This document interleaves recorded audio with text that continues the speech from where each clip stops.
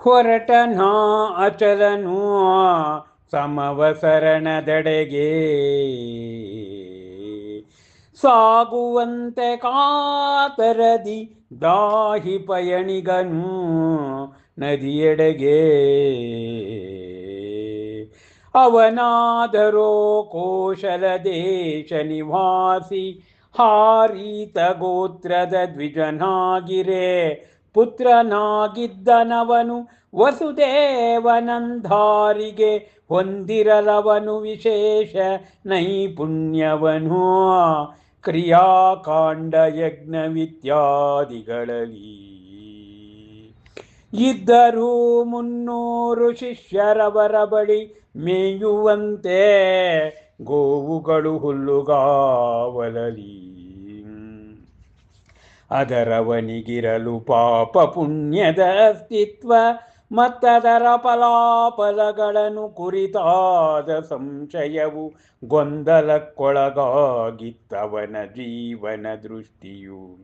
ಕದಡುವಂತೆ ಕಾಡಾನೆಯ ತುಳಿತದಲ್ಲಿ ತಿಳಿಗೊಳವು ಕಳೆವನವನು, ಅಂತೆಯೇ ಕಾಲವನು ತಿಳಿದು ಆ ಇಂದ್ರಿಯಾನಂದವೇ ಸರ್ವಸ್ವವೆಂದು ಪ್ರವೇಶಿಸುತ್ತಿದ್ದಂತೆಯೇ ಅವನು ಮಹಾವೀರನ ಸಮವಸರಣಕ್ಕೆ ದೂರವಾದವನಿಂದ ಅರಿಷಡ್ರಾಗಾದಿ ವಿಕಾರಗಳು ಸರಿವಂತೆ ದೂರಕ್ಕೆ ಶುದ್ಧ ಬಿಸಿ ಆಹಾರದಿಂದ ನೊಣವಿತ್ಯಾದಿ ಕೀಟಗಳು.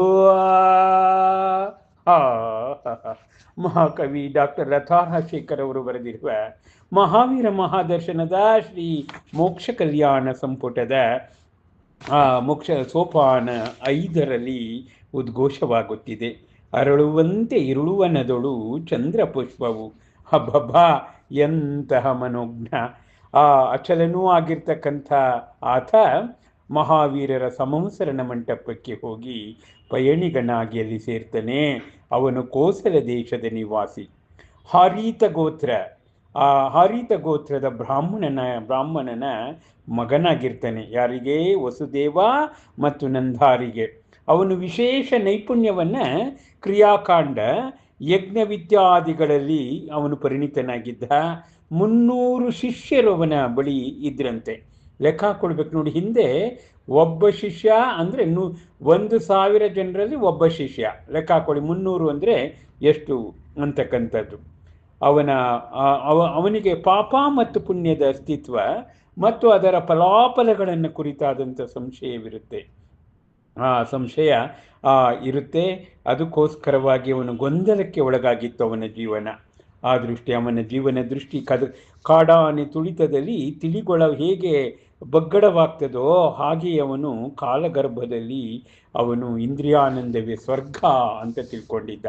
ಯಾವಾಗ ಮಹಾವೀರರ ಸಮವಸರಣಕ್ಕೆ ಆತ ಪ್ರವೇಶ ಮಾಡ್ತಾನೋ ಅವನಲ್ಲಿ ಆಟೋಮೆಟಿಕ್ ಆಗಿ ಅರಿಷಡ್ರಾಗಾದಿ ವಿಕಾರಗಳು, ದುಕಾಮ, ಕ್ರೋಧ, ಮೋಹ, ಮದ, ಮಾತ್ಸರ್ಯ ಎಲ್ಲವೂ ಕೂಡ ದೂರ ಆಯಿತು. ಹೇಗೆ ಶುದ್ಧ ಬಿಸಿ ಆಹಾರದಿಂದ ನೊಣ ಇತ್ಯಾದಿ ಕೀಟಗಳು ದೂರ ಹೋಗ್ತವಲ್ಲ, ಅದೇ ರೀತಿ ಆಯ್ತಂತೆ. ಮಹಾವೀರ ಮಹಾದರ್ಶನದ ಶ್ರೀ ಮೋಕ್ಷ ಕಲ್ಯಾಣ ಸಂಪುಟದಲ್ಲಿ ಸಮವಸರಣದಲ್ಲಿ, ಅದರಲ್ಲೂ ಮೋಕ್ಷ ಕಲ್ಯಾಣ ಆ ಸಂಪುಟ ಅತ್ಯಂತ ಮನೋಜ್ಞ. ಈ ಮಹಾಕಾವ್ಯ ಅಂದು ಇಂದು ಮುಂದು ಮತ್ತು ತ್ರಿಕಾಲಗಳಲ್ಲಿ ಅದು ಸರ್ವವ್ಯಾಪ್ತಿಯನ್ನು ಪಡೆದುಕೊಳ್ಳುತ್ತಿದೆ.